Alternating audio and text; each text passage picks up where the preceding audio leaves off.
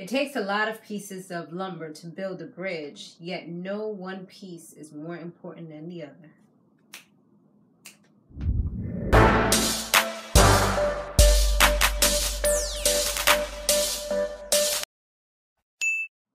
Hey everybody, so today we're going to be doing the Real Housewives of Atlanta recap. Thanks for tuning in. Make sure that you subscribe and also check out my main channel, samorelovetv. So let's go ahead and get right into it, right?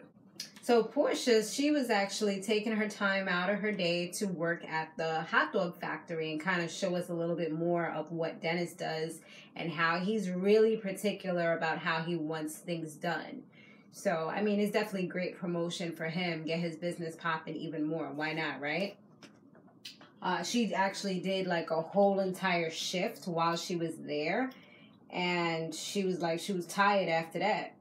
She did have a little chit chat with the mother. The mother's like, you know, kind of questioning her just a little bit, trying to find out how serious things are. Because she like, you know, they do seem to be moving pretty fast. And is there anything she should know? She also asked her once again about that prenup, you know, and if she's going to be having all the details about that. And I'm just like, Mama, you pushing for this prenup. Like, does this man make that much? Like, I feel like she's acting like Porsha is poor and came from... I done dropped my nails. Porsha is poor and just came from nothing, like a hole in the wall. You know, like after a while, I would get a little offended, like they keep on pushing on this. You know what I mean? Like at the end of the day, what he does is not really, you know, it's not really up to her to decide. That's number one. And number two, I mean, if he messes up at the end of the day, then she should probably get something. You know what I'm saying? But I guess they'll work out those things. I mean, at the end of the day, from what she says, she's not really looking to try to get his money, you know, if things were to fall apart. She's acting just like Porsha's just some gold digging hoe. I mean, at the end of the day, I'm pretty sure she loves the gifts and things like that, and that's probably helped her. But she's been with poor guys as well. Like, well, not poor guys, but guys that haven't had that much. So I don't think that's her main agenda. Like, it's nice and all, and probably makes her a little more confident and a little more able to brag, giving her bragging rights, but I don't think that's her main interest right now. So Shamari, she actually got a stylist. I don't know if he was a stylist from before, but she said she was kind of salty about the whole makeover comments that the girls were making at the other parties. So now she got a little stylist getting her all the way together, honey. Nene decided to switch the trip up and do a women's trip or instead of doing a couples trip because Todd wasn't going to be able to come through because it was his birthday weekend or whatever. It was around his birthday. Dennis messed up his leg. Michael couldn't go, which is Cynthia's man. So it was just not going to be enough couples to make it balanced out. It was going to be people left out if they're doing couples games. So it wouldn't have been right. You know, I did feel bad for Greg because he did seem like he really wanted to do this. Like, it was something that he was kind of anticipating. So now he's kind of, him and Nene came up with the idea and it's like, now he's all left alone, you know? So that part kind of worked out against him. Porsha says she's not going to be drinking any alcohol, so she's going to try to, well, I mean, of course she can't. So she's going to have to, but she doesn't really want the girls to know, so she's going to have to come up with some kind of way to BS the other girls. She ends up telling them in the beginning that she's on some type of cleanse. The way this girl is love shit cocktails in them is kind of weird and hard to believe that she's really literally doing a cleanse, but we'll see how long, you know, she's able to pull that little trick off. So far, it's kind of working.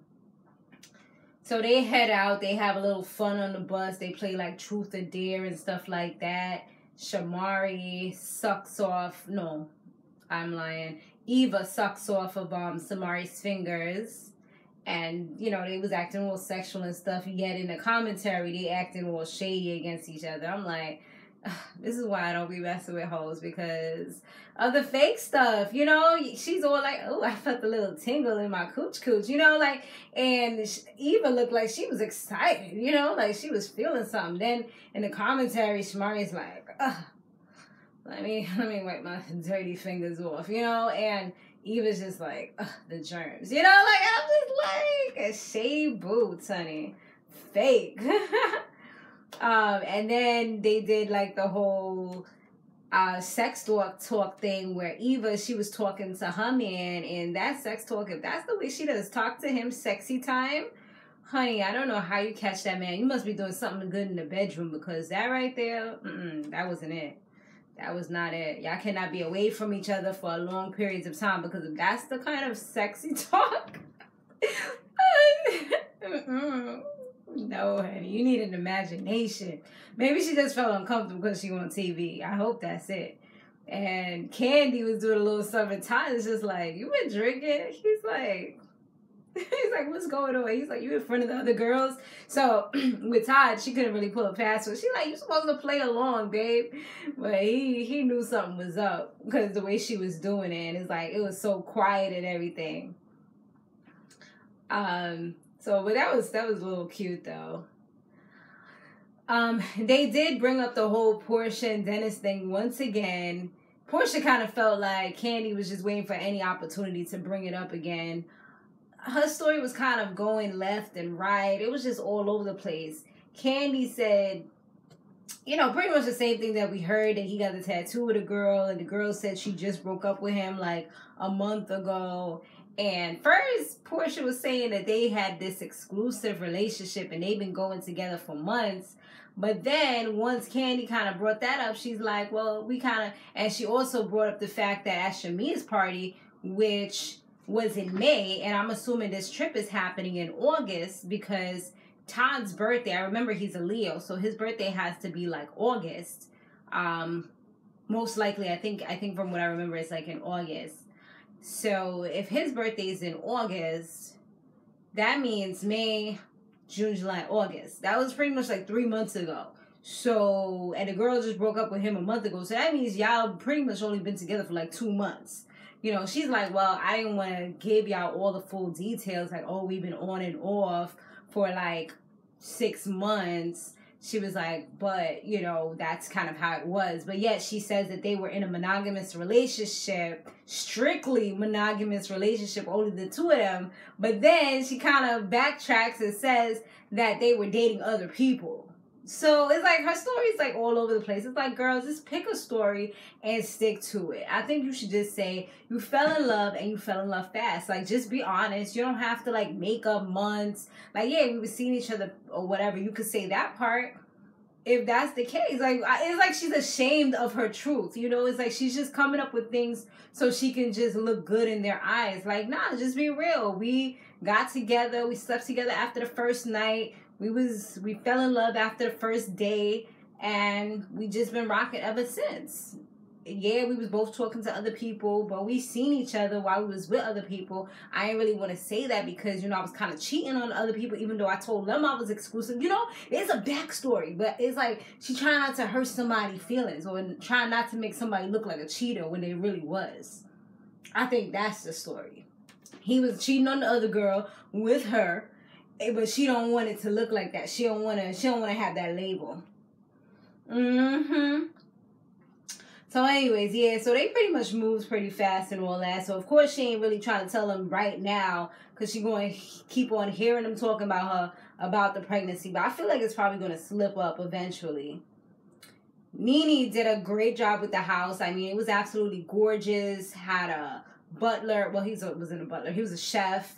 And the rooms were pretty nice. There was only one that was like a bunk bed. And she kind of played it out real cool where she made people pick numbers. The numbers that they had, they thought that would have been their room number. But actually, they got to pick the room for somebody else. So I think that they kind of picked it pretty fair. Kandi was happy. She got the room that she wanted. Marla wasn't too excited because her room was like blah, but I mean, it was better than the bunk bed room. I know she would have had a hissy fit if she would have got the bunk bed room. She would have definitely tried to shack up with somebody else or steal somebody's room. So I feel like it was good that Tanya had the bunk bed room because she's new, you know, and she's not as, I guess, of a celebrity as the rest of them. I mean, I'm just talking bullshit, but if you kind of look at it like that, then it kind of makes sense. And Nene had the best room.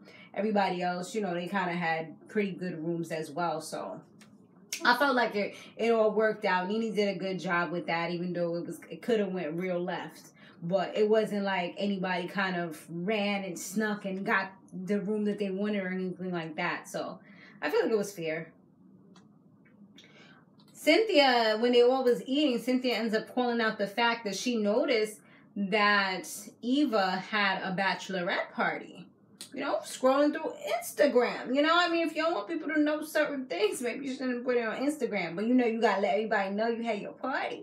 And you had a good time. And you was living your best life. So you get caught.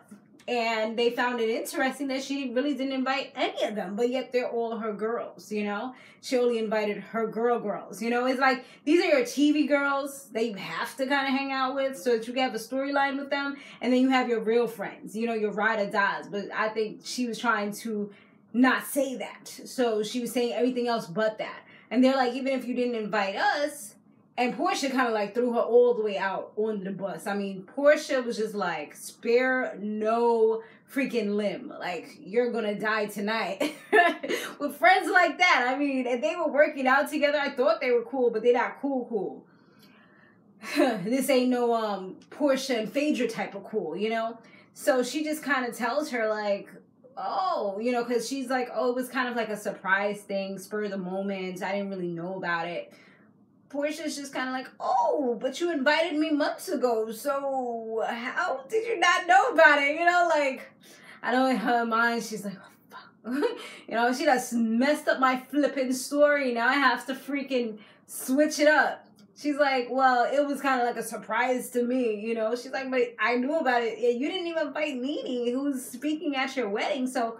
Poor Cynthia and Marlo, who are her besties, kind of rush into it like, yeah, like you always talk about how she your big sis and this and that, but yeah, you didn't invite her?